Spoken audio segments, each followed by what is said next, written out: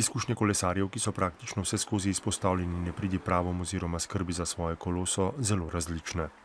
Niso si me ga ukradli, pa sem skozi na kolesu. Kako pa sicer poskrbite za varnost vašega kolesa?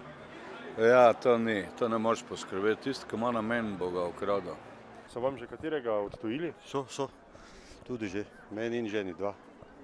Na kak način zdaj poskrbite za varnost? Slučovnica, konkretna. Takrat je bila bolj taka. Jaz v bistvu ga sploh ne zavarujem.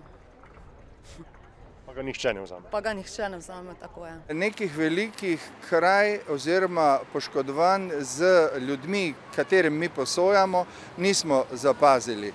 Po izkušnjah policistov naj bi tatvine izvajali predvsem mlajši storilci, ki znajo izkoristiti vsako ponujeno priložnost. Zato lastnike pozivajo, da s svojo lastnino ravnajo odgovorno in si o kolesu zapomnijo čim več podrobnosti.